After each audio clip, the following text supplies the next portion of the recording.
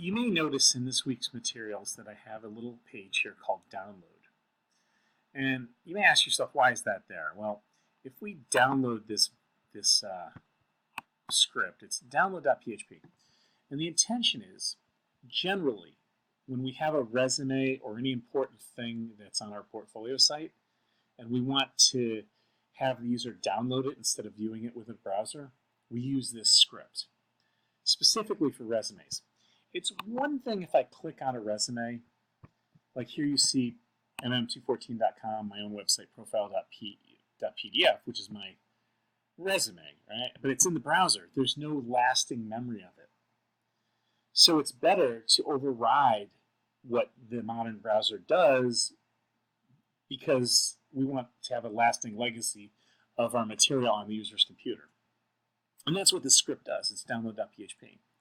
So if I go ahead and I'm going to go ahead and show you the difference. If I have profile.pdf here, Chrome uses the PDF viewer to view the resume. When that person clicks that and goes away, it's no longer valid.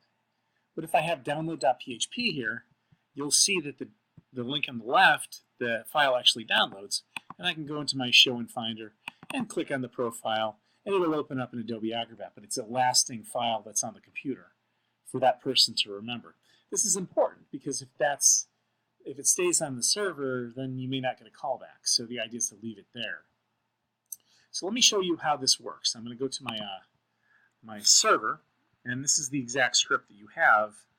Let me show you. It's going to be download.php here.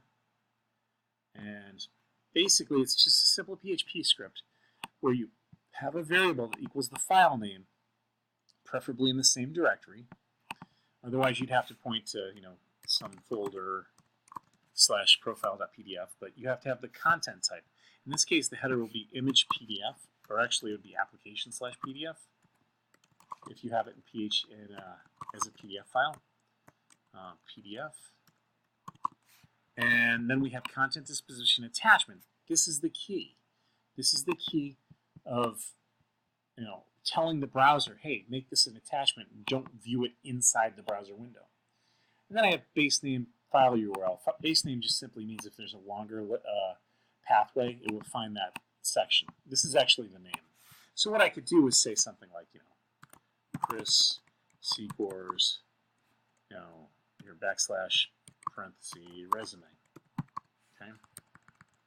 And then I could re-upload it, go back and try it again, and it would be download.php, and then we should see Chris Secor's resume down below. Here, we'll refresh.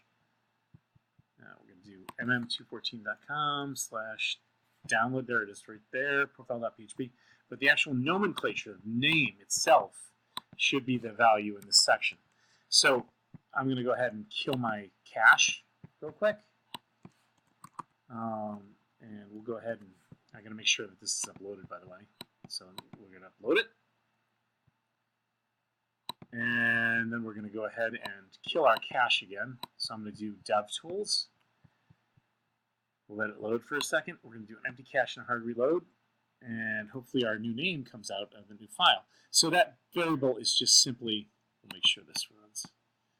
We'll go to mm214.com / download, which is the link to which you would pass the user. And I don't care too much about that. It still seems to be making a profile. So what I need to do is go into my download PHP one more time. We're going to discard this file and download a new. And here it says, you see it says Chris Secor, the file URL should be there. Oh, because we're reading the file URL. So anyway, let's go ahead, and the file name really should be in the new one.